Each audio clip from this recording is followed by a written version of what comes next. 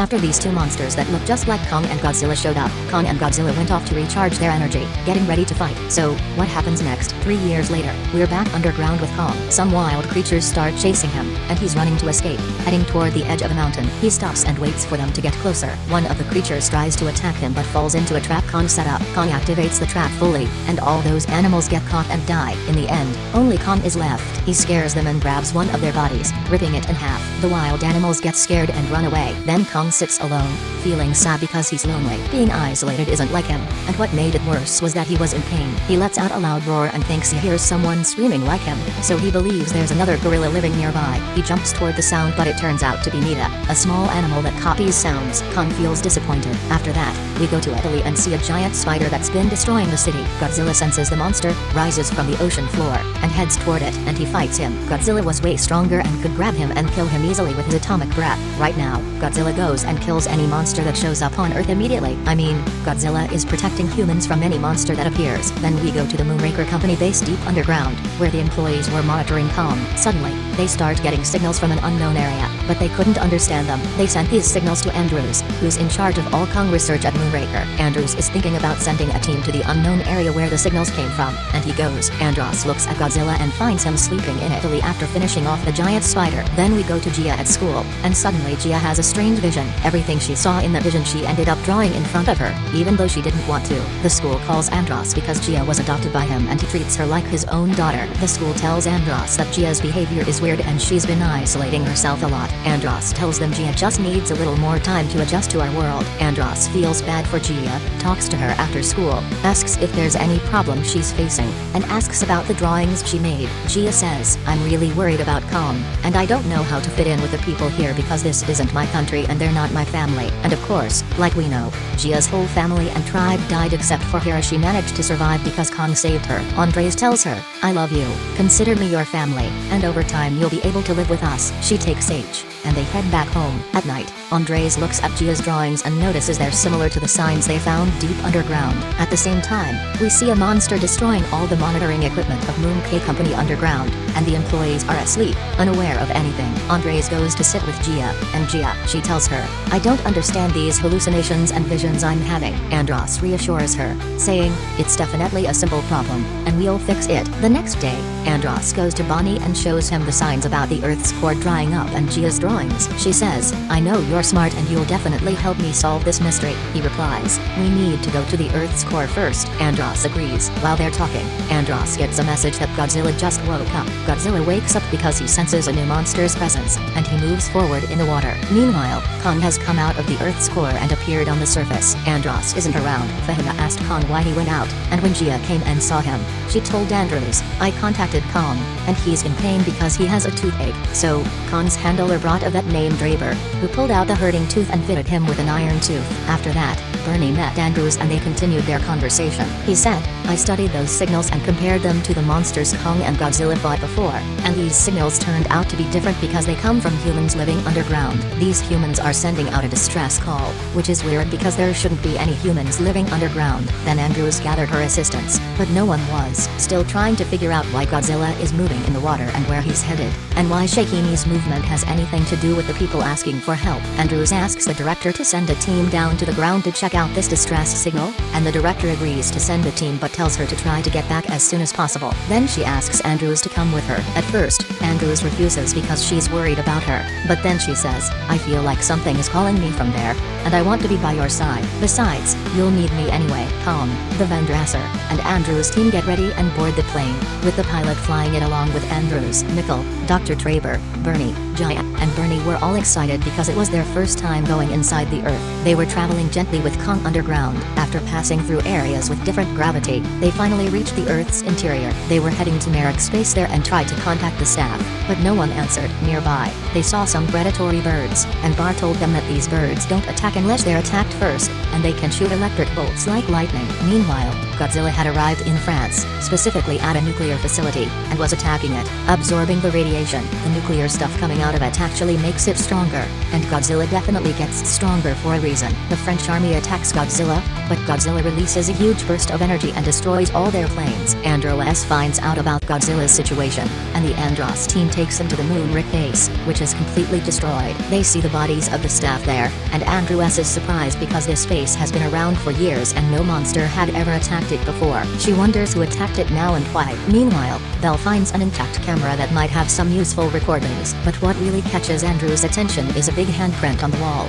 and it turns out to be Nichols. He thought it was Kong's handprint, but Andros tells him, no, that's a totally different monster, because Kong was already on the surface, and they're trying to move fast before that monster shows up again. Then we cut to Kong arriving home. He notices green monster blood on the ground, grabs his axe, and goes underground to see who killed the monsters. This is the first time he's ever been down there, and he finds gorilla skulls alike where he was separated from them. Then he senses someone's there. When he comes up to check, he sees a big shadow, but it turns out to be a small ape named Soko. Kong's surprised, then takes off running, and suddenly, several people show up. The gorillas were after Kong and were marking the ground, but Kong was able to fight them all off. He stood up on his feet and they attacked him again, but Kong was stronger than all of them combined. One gorilla almost fell off the mountain, but Kong saved him. Despite that, the gorilla still wanted to kill Kong. Since Kong saw no other way, he threw him off the mountain and got rid of him. The other gorillas got scared and ran away, but Soko was still there, and Kong grabbed him, threatening to kill him if they didn't reach the gorilla tribe. Soko got scared and obeyed. Meanwhile, Andros was reviewing the footage from the camera and saw that the monster that moved was like a giant gorilla suddenly appearing, and Nickel lost control of the plane. The plane started moving on its own because there were some electrical disturbances caused by certain signals coming from that hill. So, Nickel tried to control the plane as best as he could and flew it over to the hill. They all got out, and Stacker smelled something strange and told everyone, let's get out of here. But Nickel objected, not trusting what Stacker said. He told them, I'm in charge here, and I decide how we move. Before he could finish, a monster hiding nearby suddenly swallowed someone whole. Our team immediately started running, and Andros was trying to contact the company. The monarch on the ground didn't have any signal, while Godzilla had just reached Spain and was moving toward the water, heading somewhere specific. All the planes were too scared to get close because of all the crazy rumors, but they decided to follow him to see exactly where he was going. Meanwhile, Monarch Company figures out that Godzilla is heading to the North Pole, where there's a monster named Tiamat. The place where Tiamat is hiding is charged with electromagnetic energy from the sun, so the area has a huge energy reserve. If Godzilla manages to beat Tiamat and take that energy,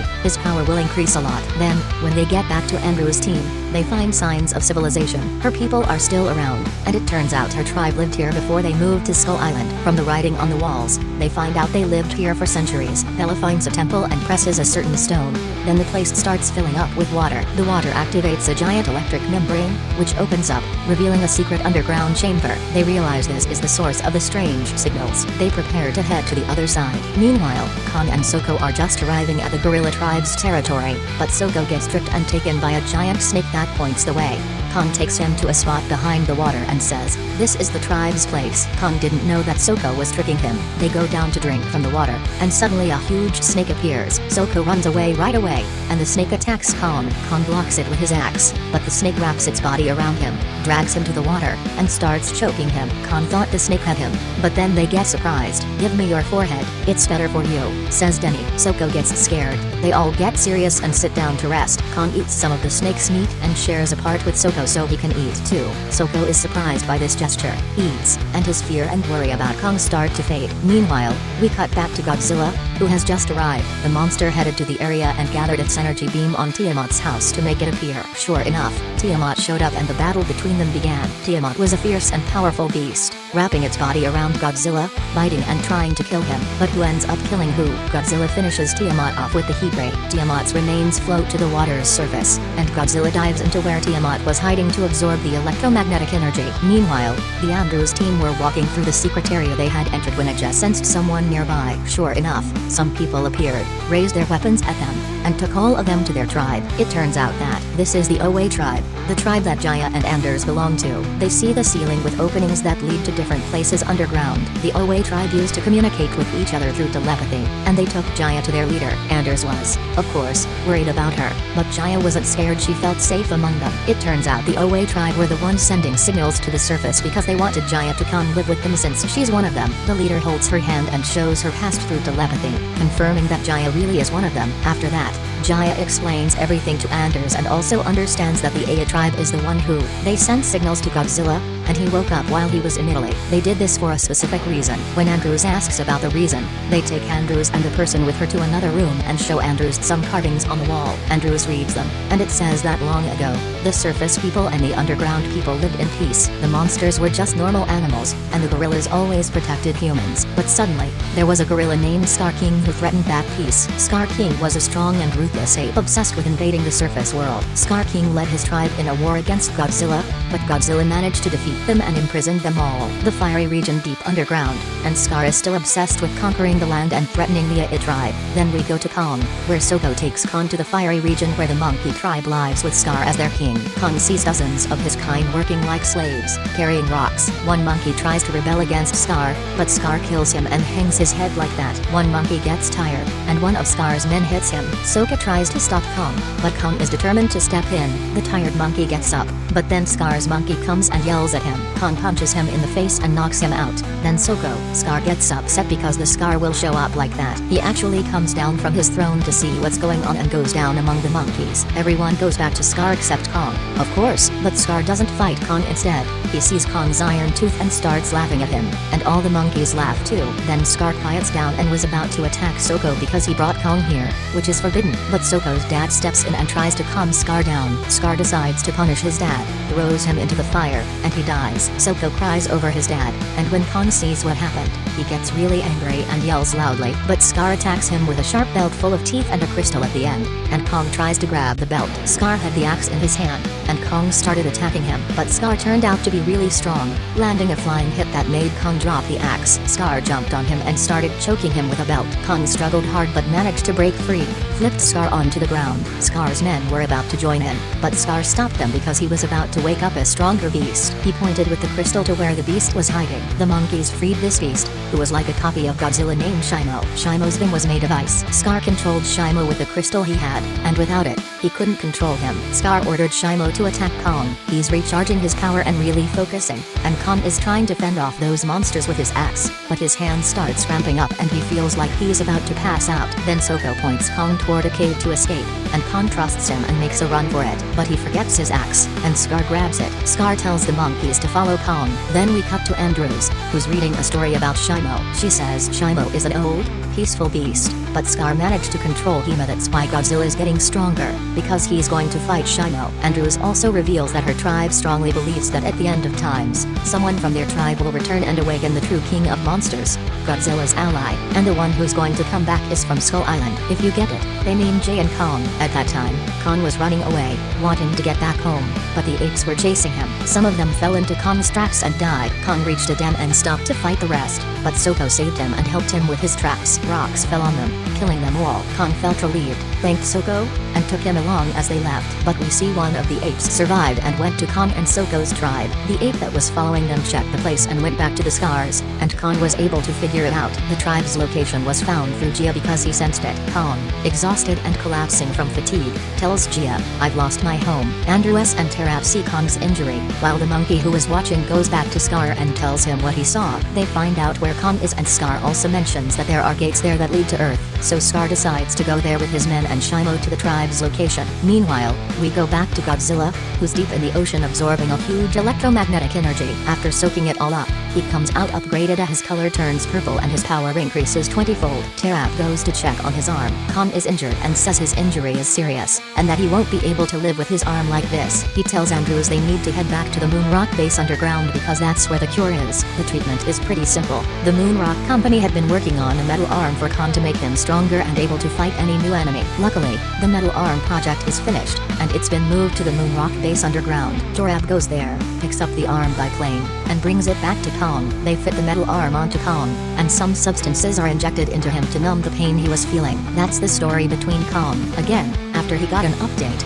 but at the same time, Scar King and Shimo were closing in on them. Soko sees them and runs to warn Kong. Gia tells Kong he needs Godzilla's help, and Kong agrees with her. He heads to the surface to find Godzilla because without him, there's no hope. Kong reaches the gate and arrives at the pyramids in Egypt. He shouts loudly so Godzilla can sense him. Sure enough, Godzilla starts moving towards Egypt. Meanwhile, Gia is performing a tribal ritual to summon Misra, and the ritual works. She's happy, and we cut back to Godzilla who thinks Kong is attacking him. He gets really angry and starts destroying everything in his way as he approaches. He got close and attacked him, destroying the pyramid. Kong, of course, didn't want to fight. He wanted to calm him down and make him understand the situation, but Godzilla wasn't having it. Kong hit him with his new metal hand and slammed him down hard, almost knocking him out. Kong was about to drag him to the gate, but Godzilla decided to use his beam. Kong noticed just in time and ran off while Godzilla kept destroying the second pyramid. Destroy it, man, don't hold back. After that, Godzilla knocked Kong to the ground and was about to blast him with his beam to kill him, but Mechagodzilla arrived along with the others. Mechagodzilla contacted Godzilla and Gia,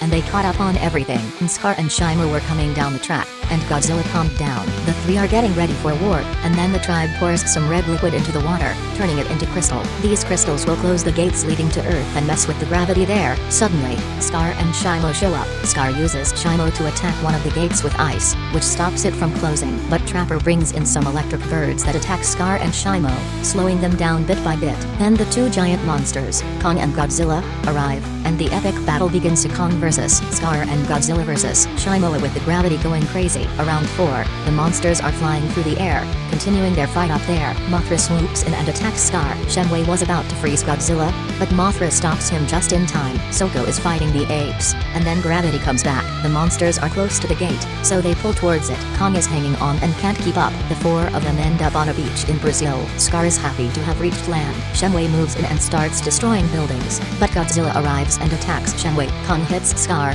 and one of Scar's teeth flies off during the fight. The battle between the 4 monsters is intense. Shenwei saves Scar from attacks by Kong and Godzilla also blocks a strike from Shenwei aimed at Kong. While Soko finds Bass Kong and reads to him, Scar and Shimo team up against Kong. Shimo bites his hand, breaks the buildings with it, and throws them far away. They attack him with a beam, and Kong blocks it with his hand. Meanwhile, Godzilla attacks Scar with a beam, grabs his beam weapon in his mouth, flies Scar far away, and destroys the weapon. The crystal falls, and Godzilla goes to attack Shimo, moving Kong away from him. Kong tries to take the crystal, but Scar stops him and keeps choking him. At that moment, Soko arrives and destroys the crystal with his axe, causing a huge explosion. After the crystal is destroyed, Shimo breaks free from Scar's control. Scar gets angry and grabs Soko. Kong's hitting him and throwing Godzilla around, and Godzilla's flying with his tail. Kong grabs him and lifts him up into the sky. Shimo gets back at Scar, going after him, and they're all coming together. Kong flies up and drops him, totally destroying him,